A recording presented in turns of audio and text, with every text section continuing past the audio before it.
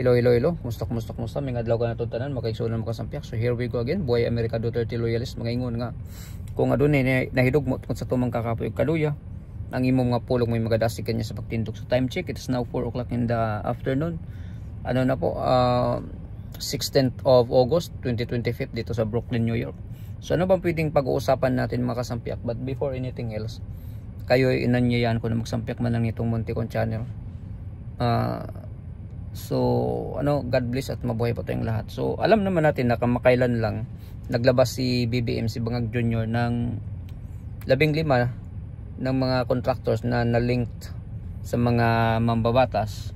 Sila yung mga contractors na nakakuha ng at least 20% sa kabuoang proyekto ng flood control na sinasabi ni Bangag Jr. na guni-guni lang. So kung totoo talaga or may para sa katotohanan na talaga investigasyon si BBM, kasi alam naman natin na lahat ng mga pinagsasabi niya ay taliwas sa kung baga baliktad. Katulad na lang ng impeachment, na ayaw niya ng impeachment. Katulad din nung una, nung ayaw niyang ipadala daw si Tatay Digong sa ICC, pero inamin din niya sa huli. Tapos ngayon ayaw niyang impeachment, pero ngayon na may na final judgment na or verdict or talaga na null and void yung sinabi ng Supreme Court, is sabi na may naman siya. Kumbaga contradiction talaga yung lahat ng mga pinagsasabi niya. So ngayon may naririnig tayo kasi sabi ni Marcos Jr. Itong kung makatotohanan talaga yung gusto nila dyan na imbestigahan yan, bakit ba may narinig tayo na lang nila yan, i-realign lang yung plano nila na budget sa 2025 yung sa flood control. So yan, plano na naman yan na sa insertion, baka din naman kayo sa for sure sa 2026 sa February 6 itutuloy nyo pa rin yung impeachment versus Vice President Sara Duterte.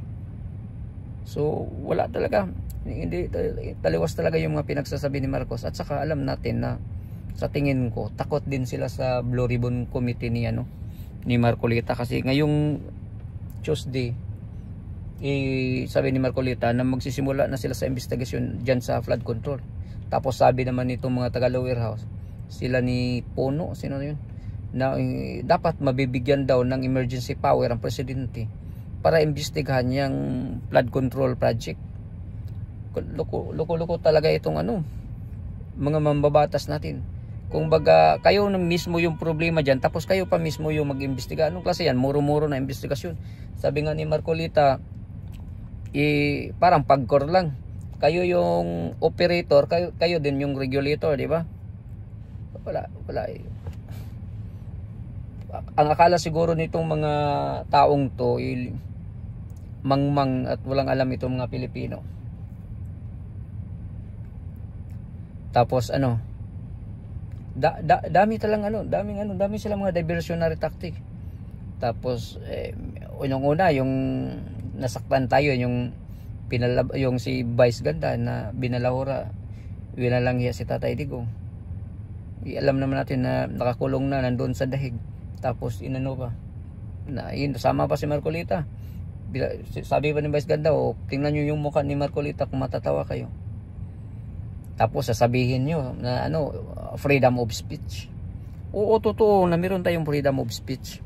Ang problema, meron yang kasamang responsibility at liability. Hindi tayo pwedeng yan, kasi may limitasyon yan. Yung freedom of speech natin, hindi yan absolute. Kung degrading at saka nakakasakit ng tao or ka talaga, hindi na yan pwede, kasi lalong na katulad mo, Vice Ganda, isa kang influencer, sikat ka, dapat be a good model. Hindi yung yung mga itinuturo mo sa mga mga Gen Z ngayon. Iniidolo-idolo ka pa na walang hiya ka naman. Puro ka walang hiyaan yung mga mo. So ngayon liable ka sa risk back ng sambayan ng Pilipino na nagmamahal ni Tatay Digong. Kasi yung tao na binalahura mo, siya lang naman yung tao na nagangat sa pangalan, nagangat ng Pilipinas na lugmok sa kahirapan, na winalang hiya, minamaliit sa ibang bansa. Pero sa panahon ni Tatay Digong, inangat niya yung pangalan ng Pilipinas, nakilala tayo sa buong mundo at may respeto sila sa atin. Tapos ngayon, wala na naman. So ngayon, yung freedom of speech na sinasabi mo, may responsibility ka kasi sikat ka. Yung responsibility mo sa sambayan ng Pilipino, gusto mong ipakita yung kawalang hiyaan mo.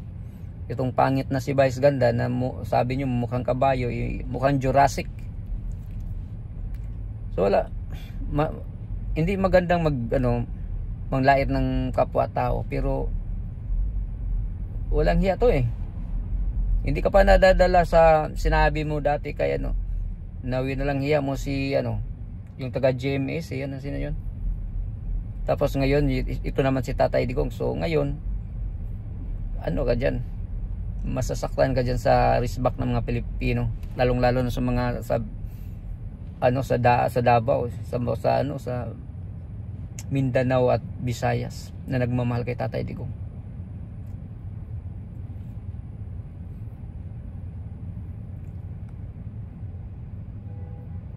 So dami talagang daming katarantaduhan itong administrasyon ngayon.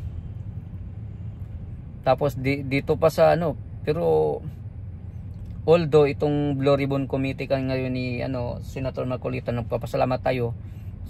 Nandun din yung kay Ruben Padilla, Senator Ruben, yung gustong amindahan yung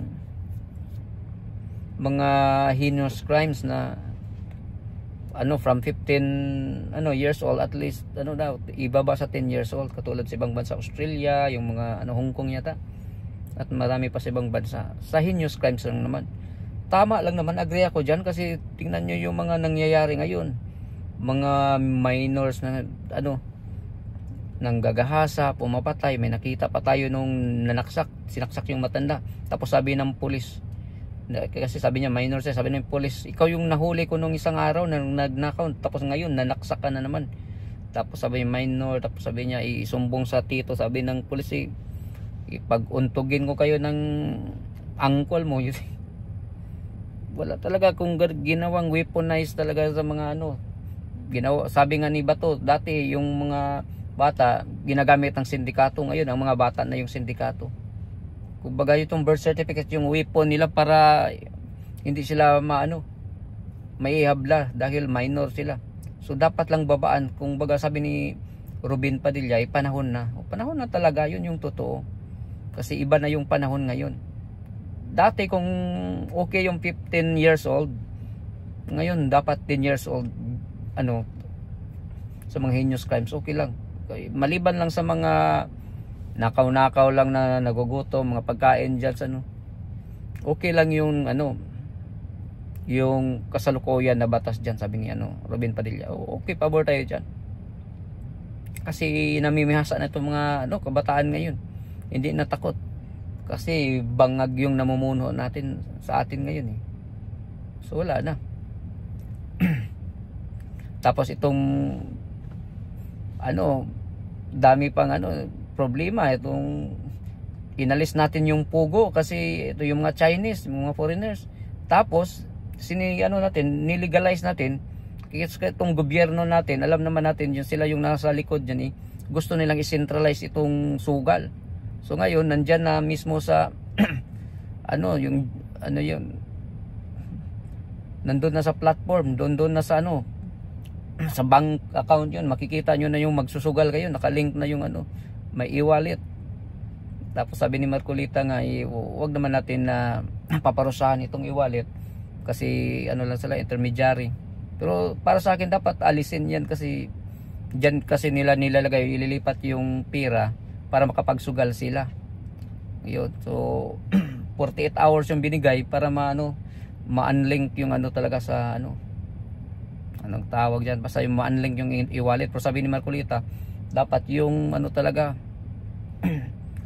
yung link talaga ng sugal dapat ialis dyan sa sa mga ano yan, GCash or ano yan. Wala na talaga. Kung baga gusto, ayaw nila sa ano, kasi illegal, pero gusto ng gobyerno natin kasi may nakinabang dyan na politiko for sure. Ayaw nila sa illegal, pero ginagawa nilang i-centralize nila para yung pagiging ano, yung sugal magiging ano, legal, na nakakasira sa ano, mentally, ano, emotionally, lahat, physically sa mga Pilipino. May mga nagsusuicide na dyan eh. So wala talaga. Itong bansa natin, mas lalo tayong lulugmok sa kahirapan.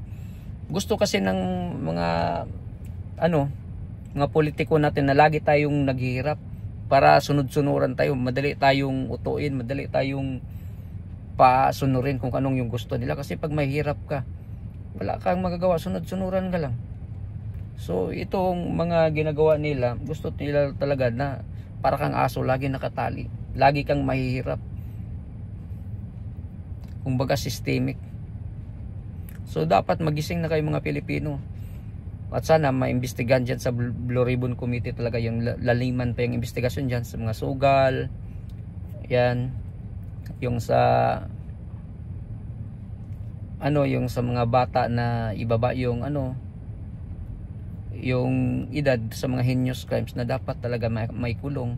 Tapos lalong lalo na itong GAA sa 2025, yung bill na piniled ng ano, Congress na naging GAA na maraming insertions kasi gustong i-ransakin ng lower house. Sila daw mag-imbestiga. Kayo yung problema tapos kayo mag-imbestiga. Sabi nga ni Marcolita, para lang ano, para lang pagkor, kayo operator, kayo din yung regulator. Basta maraming kalokohan talaga eh. Wala talaga itong gobyerno ngayon, sira.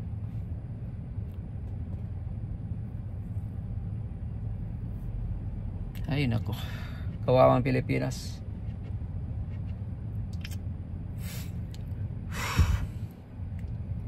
So mga kasampiak, hanggang dito lang muna. Lagi lang tayong magmasid sa mga nangyayari at kaganapan dyan sa Pilipinas. Maraming salamat po. God bless po.